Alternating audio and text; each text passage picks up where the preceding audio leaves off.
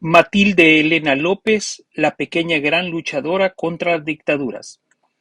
En 1919, en la ciudad de San Salvador, llega al mundo una persona que es producto de una de las tantas relaciones que tuvo el doctor Humberto Fischnaller con otras mujeres residentes en diferentes partes del territorio nacional. Así es el nacimiento de Matilde Elena López Fischnaller.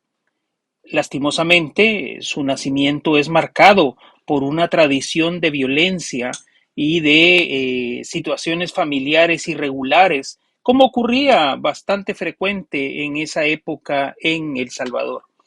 Lo interesante es que ella, a partir de su experiencia familiar en una situación desmembrada, desarticulada, la verdad es que logra desarrollar un interés muy particular por el estudio por parte de su padre.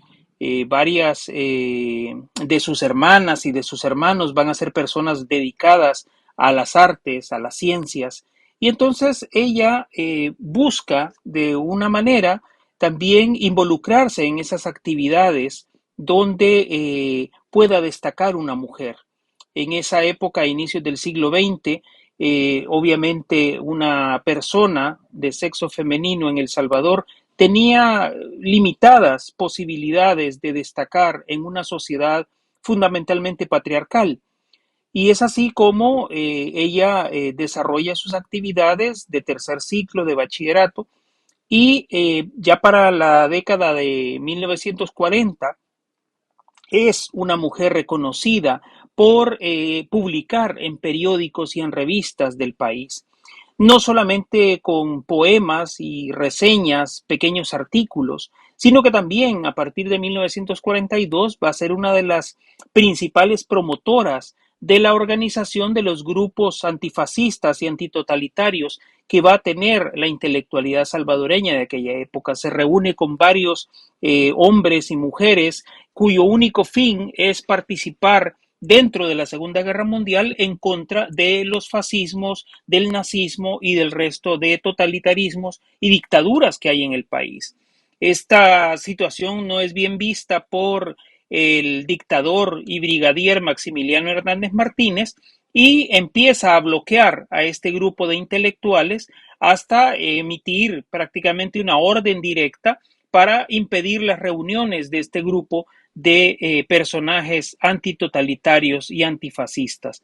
Es así entonces cuando Matilde Elena López toma la decisión de involucrarse de lleno en las actividades cívico-militares del 2 de abril de 1944, cuando en compañía de la también poeta migueleña María Lousel asaltan las instalaciones de la radio privada YSP, ¿verdad? Que la gente llamaba Yo Soy Policía, ¿verdad? Las iniciales las usaban para denominar así a esa emisora porque quedaba dentro de las instalaciones de la Policía Nacional.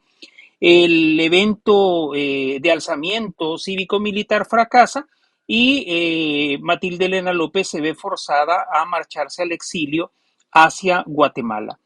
Durante prácticamente 15 años ella va a estar exiliada entre Guatemala y Ecuador y en ambos países va a desarrollar actividades académicas, va a completar dos licenciaturas en literatura y en periodismo y cuando retorna al territorio salvadoreño, la Universidad del Salvador tiene que incorporar a aquella académica que trae dos licenciaturas y opta por otorgarle una condición doctoral. Entonces, ella en la Universidad del Salvador recibe una incorporación como doctora en literatura. Y es así como se convierte en una de las principales críticas, ¿verdad? Literarias que tiene el país en las décadas de 1970 a 1990. Es interesante el trabajo de Matilde Elena López porque prácticamente es una persona que está al día con las ideas estéticas y críticas de su tiempo y las aplica para estudiar a personajes de la historia literaria nacional como van a ser los casos de Alberto Masferrer y de Claudia Lars. Ella prácticamente hace una labor de compilación de sus obras casi completas y les ejecuta también los estudios críticos introductorios a esos volúmenes que publica la Universidad del Salvador. Ella prácticamente desarrolla su actividad académica desde el alma mater nacional, aunque también en algún momento de su vida fue profesora dentro de la Universidad Nueva San Salvador, la UNSA, ¿verdad? Una universidad privada en el país.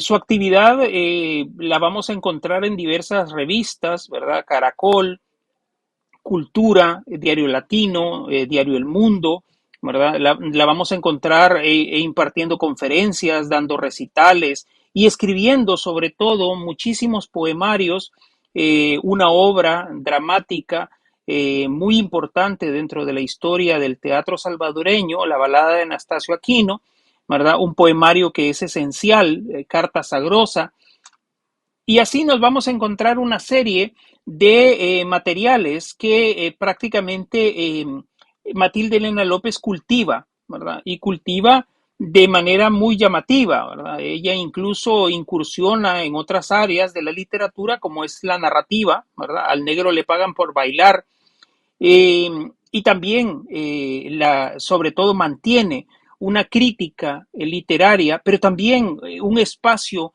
de crítica social, ¿verdad? Ella se integra a diversos grupos, ¿verdad? Los Cinco Negritos en la década de los 80, la comunidad de escritores salvadoreños, y desde ahí aquella mujer ya prácticamente de 70 años para arriba, despliega también una actividad de compromiso político.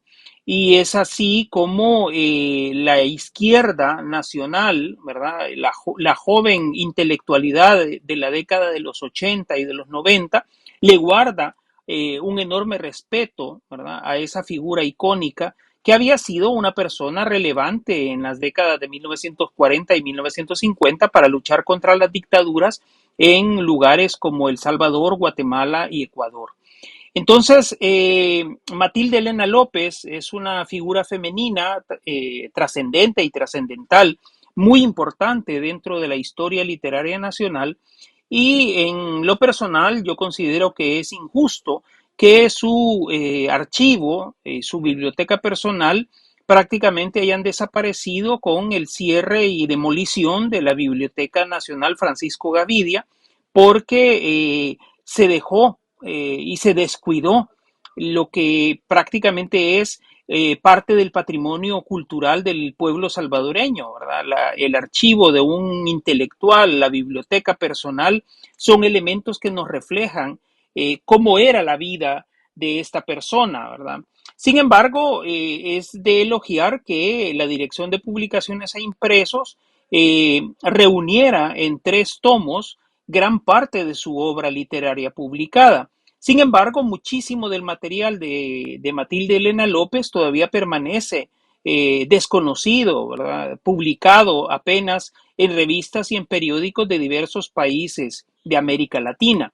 En este sentido, creo que haría falta todavía una labor compilatoria, ¿verdad? De todos esos materiales, en especial de muchas de las cosas que publicó en las décadas de 1930 y 1940, porque permanecen depositadas en periódicos y en revistas de escasísima circulación, ¿verdad? Tanto en El Salvador como en el resto de Centroamérica.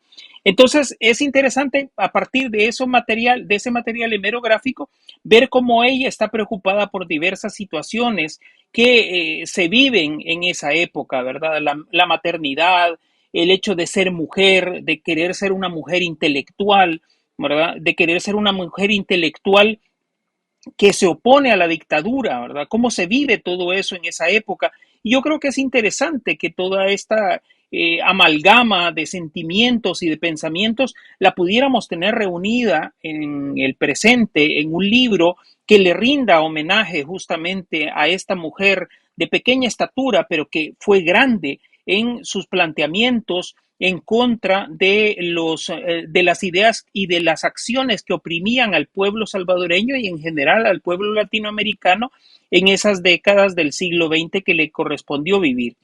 Lastimosamente, la doctora Matilde Elena López falleció víctima del Alzheimer. Su avanzada edad también le afectó muchísimo, ¿verdad? Eh, y eso en sus últimos años impidió que se le pudiera hacer mayores entrevistas, ¿verdad? Quedaron algunos videos, algunos audios, pero es una lástima realmente que se haya perdido para siempre su voz, ¿verdad? Que se haya perdido su imagen también en audio y en video. Quedan algunas grabaciones cortas y todo, pero no es lo mismo como haberle hecho una entrevista en vivo y en directo para poder registrar los aportes y sobre todo sus vivencias, ¿verdad? Escuchar en vivo, leer sus poemas, ¿verdad? Sus escritos, sus pensamientos ensayísticos, ¿verdad? Entonces, yo considero que la doctora López es una autora que en la actualidad se está publicando muy poco, ¿verdad? Pero es importante rastrear su pensamiento a través de los escasos libros que todavía podemos tener acceso, tanto dentro de El Salvador como fuera del territorio nacional. Y en ese sentido creo que ella, no solo por el hecho de ser una luchadora, no solo por el hecho de ser mujer, sino por el hecho mismo de ser una persona constante y coherente con su pensamiento, valdría la pena que en estos tiempos del siglo XXI la revisitáramos, la hiciéramos nuestra de nuevo y sobre todo le dedicáramos más de algún trabajo de tesis, más de algún ensayo, más de algún paper para devolverla a el ambiente académico, crítico, intelectual de la sociedad del siglo XXI.